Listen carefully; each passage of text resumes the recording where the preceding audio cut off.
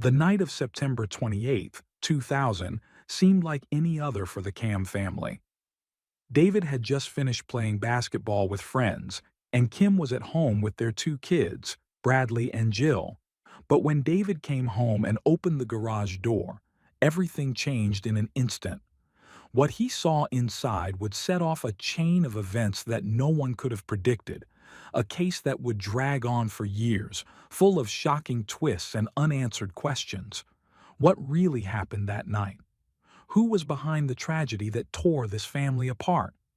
And could the truth be even more shocking than anyone imagined? Let's dig into this story that still leaves people wondering.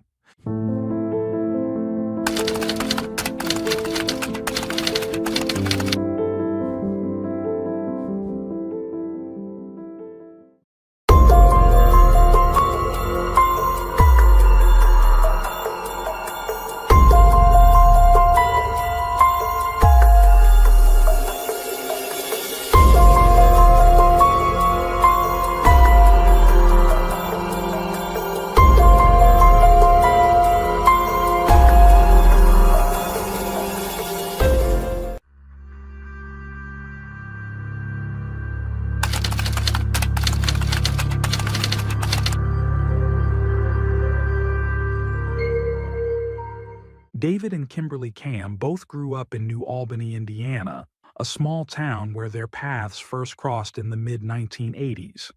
They quickly connected, and by 1989, Kim became David's second wife.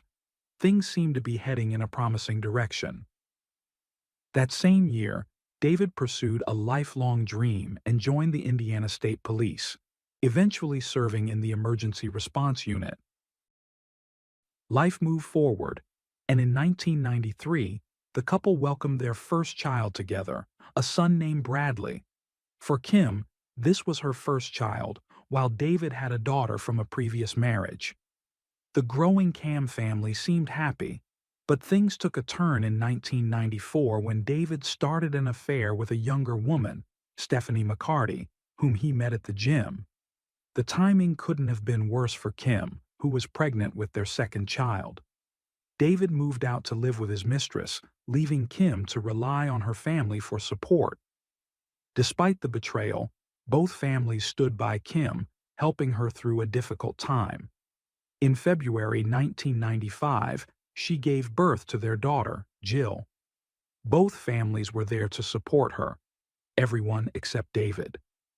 By March, the affair ended, and David wanted to reconcile. Despite her heartbreak, Kim decided to give him another chance for the sake of their family. The couple moved forward, even starting fresh by building a home on Lockhart Road in Georgetown, Indiana. The location had personal significance since the road was named after some of David's relatives. For a while, it seemed like they were rebuilding their lives, but David's old habits resurfaced. Known for his flirtatious nature, he continued having affairs, sometimes even using his patrol car as a meeting spot. His professional life was also unraveling, with lawsuits and complaints piling up. After multiple demotions, David finally quit the force in frustration and joined his uncle's basement waterproofing business.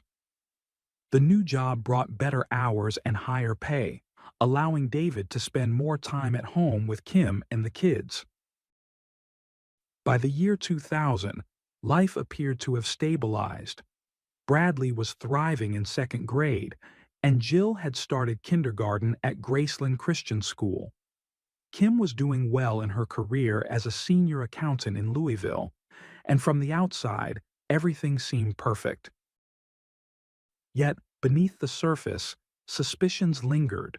Rumors about David's infidelity persisted, and Kim confided her concerns to her best friend. Although nothing had been confirmed, the whispers cast a shadow over their seemingly happy life. Then came a September evening that would change everything. On Thursday, September 28, 2000, David Camm's evening began like any other. He followed his usual routine, heading to the local church rec center to play basketball with friends. Meanwhile, Kim, his wife, managed the kids' activities, and got them home safely. It seemed like just another regular evening. David's game ran later than expected, and he hurried home, worried Camm might be upset with him. Their house was only a few minutes away, so he grabbed the garage remote and pulled into the driveway. But when the garage door lifted, David was met with a horrifying sight. Camm was lying on the garage floor, blood pooling beneath her, with what appeared to be a gunshot wound to her head. The passenger door of her black Ford Bronco was wide open. Panicked, David rushed to the car to check on his children. Inside the back seat, he discovered Jill and Bradley in the same tragic condition as their mother. David's police training kicked in. He quickly assessed the situation. Camm and Jill appeared beyond saving, but when he touched Bradley, he felt a faint warmth in the boy's body.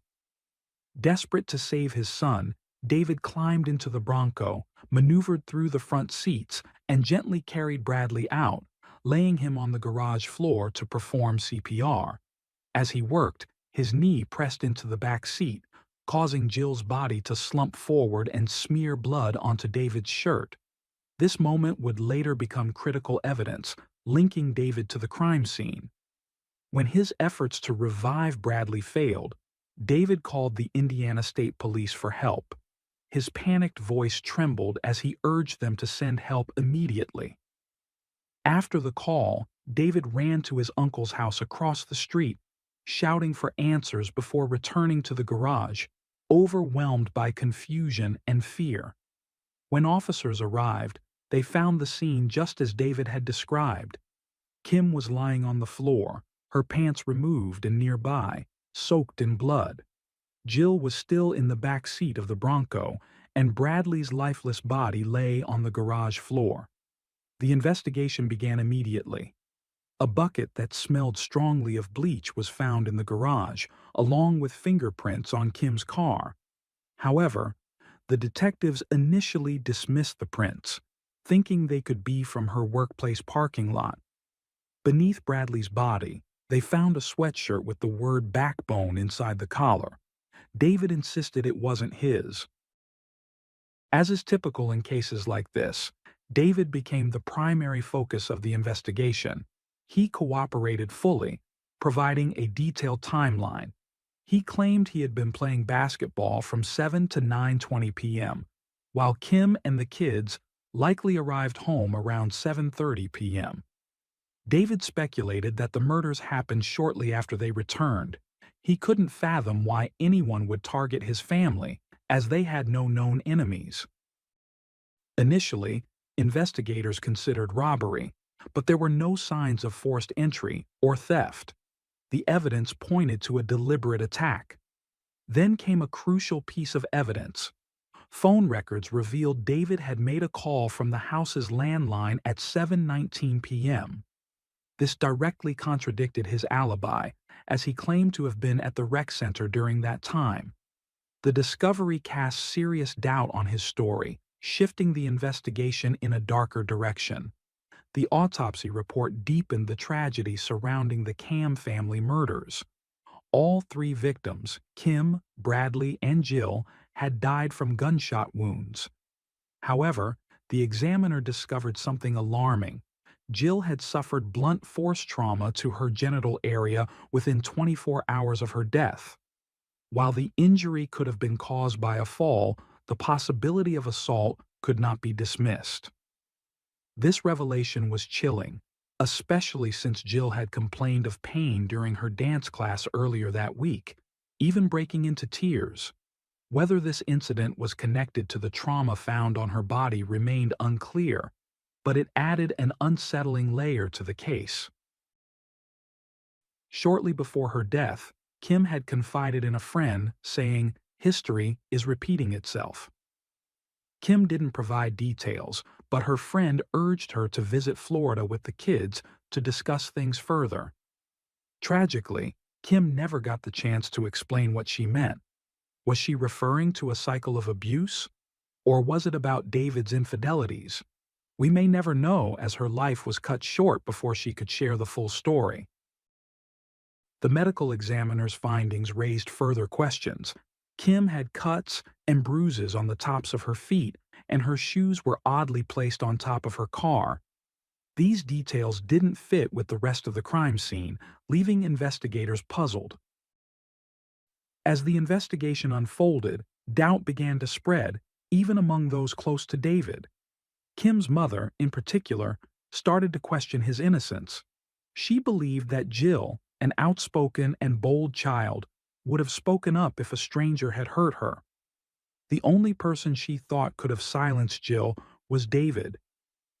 3 days after the murders, on Sunday, David attended church with his family, maintaining his usual routine.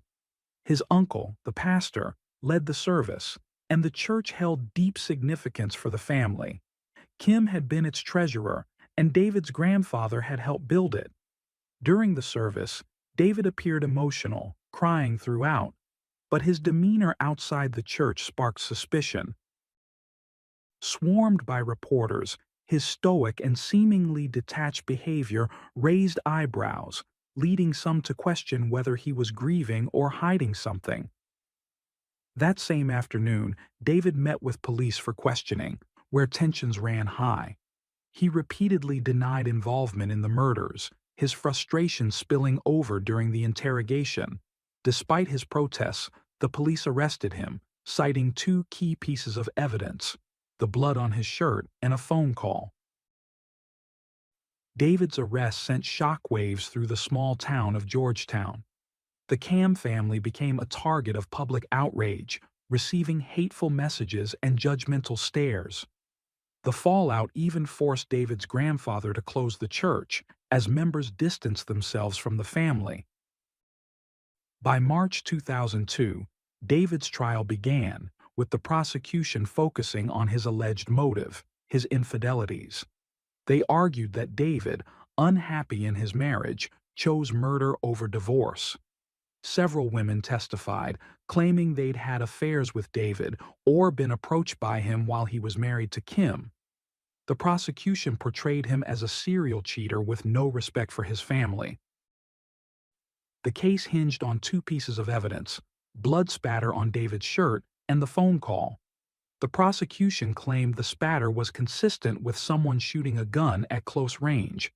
The defense countered this by arguing that the blood got there when David moved Jill's blood-soaked body while trying to save Bradley.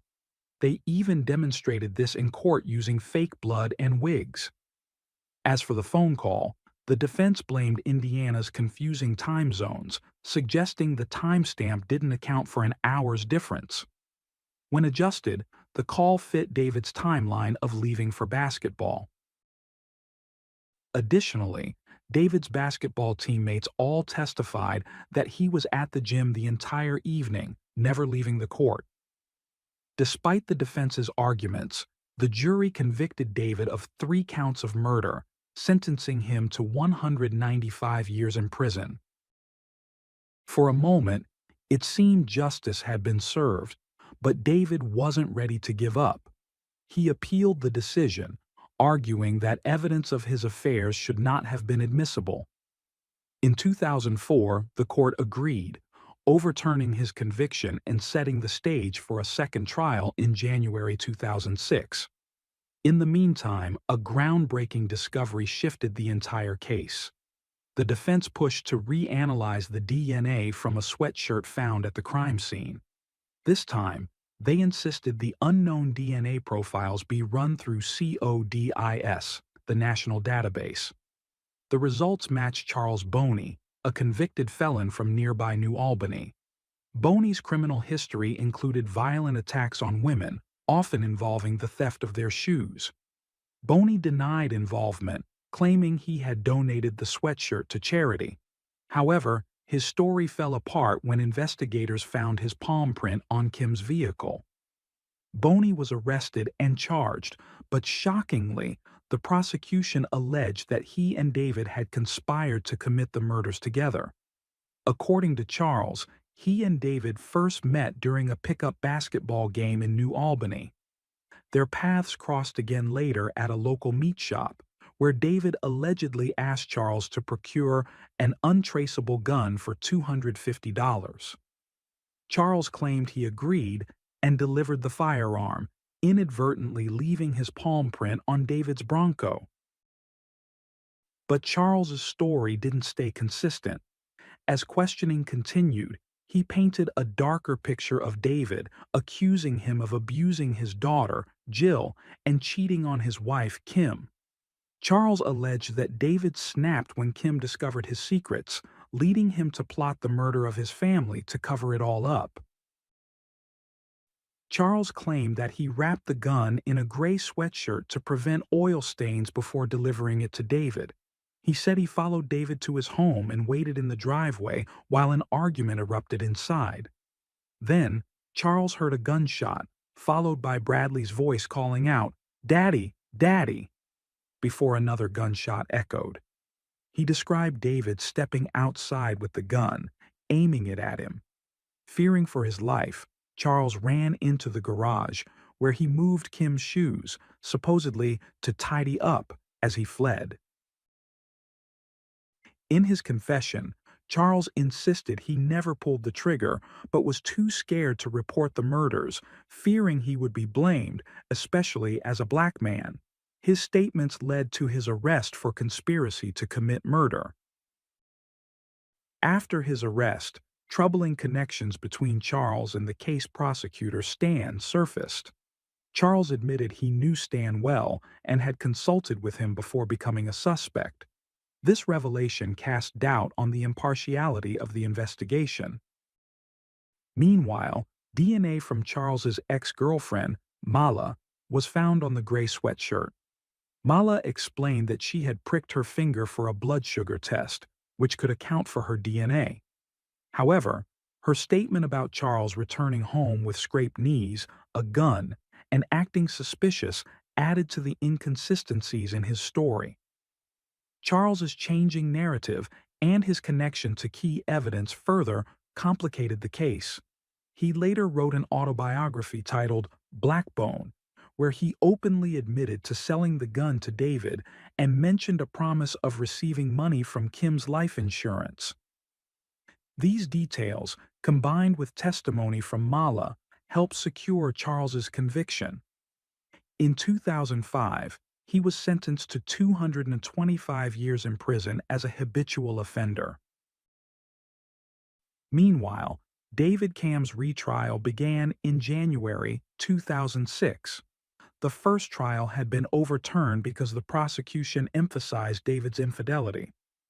In the second trial, they shifted focus to deeply disturbing allegations of sexual abuse against Jill, claiming David killed his family to cover up these crimes. David's defense team fiercely countered these accusations. They brought in a respected medical examiner who testified that Jill's autopsy showed no evidence of sexual abuse.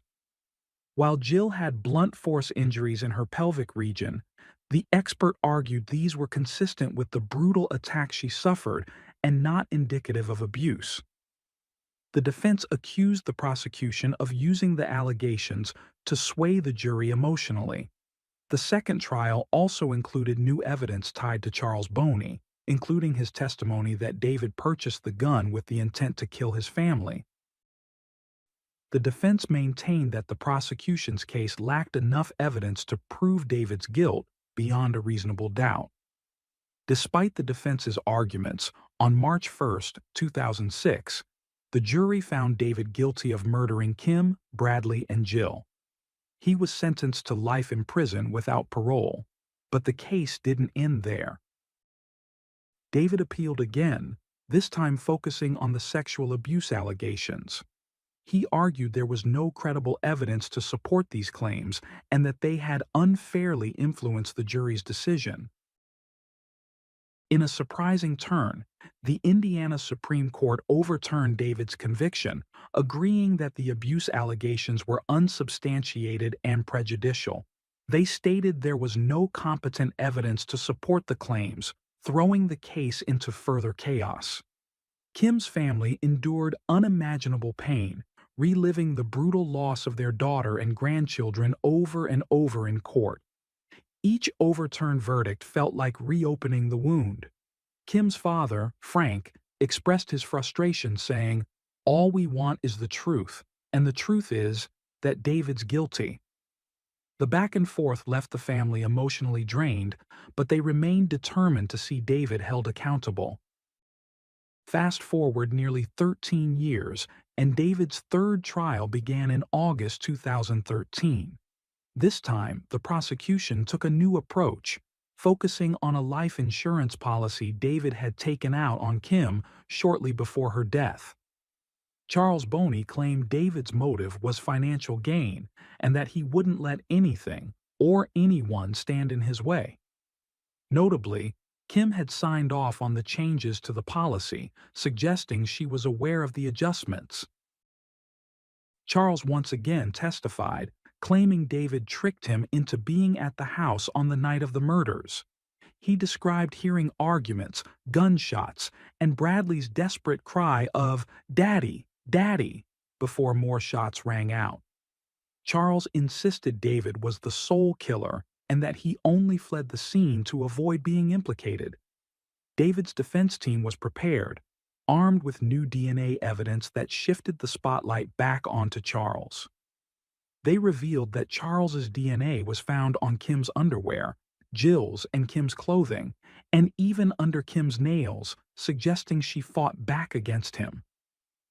Despite these findings, the prosecution continued to highlight the blood spatter on David's shirt as the most damning evidence.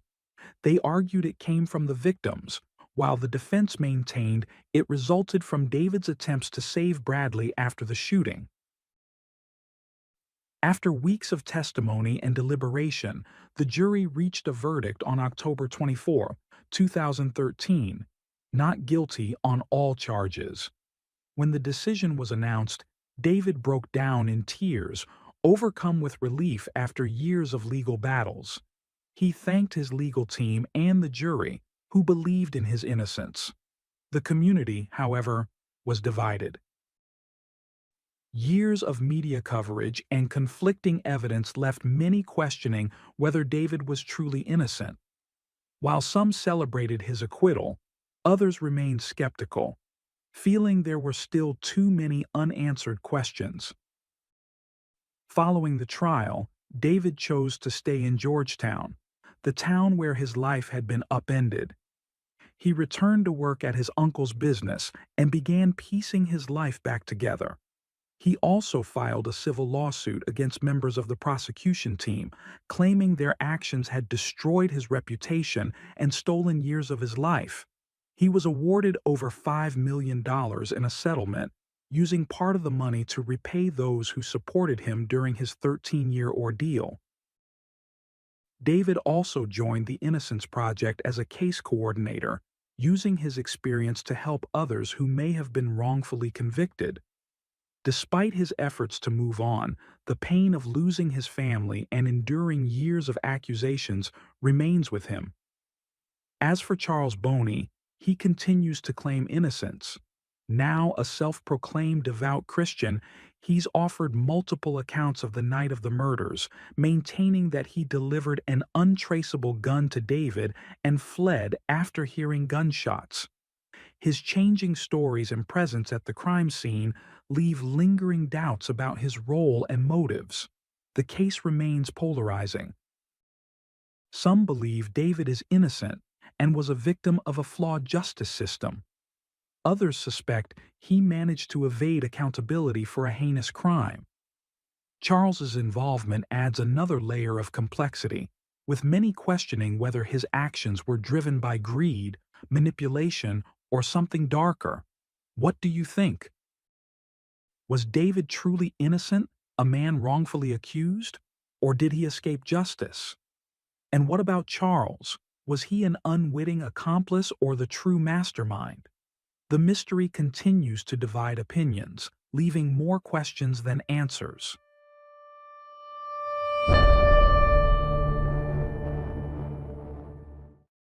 Thanks for tuning in to Unreal True Crime. If you're intrigued by mysteries from around the world, check out our new channel, Latin Crimes, where we dive into the gripping true crime stories of Latin America. Don't miss out. Subscribe now for more thrilling investigations.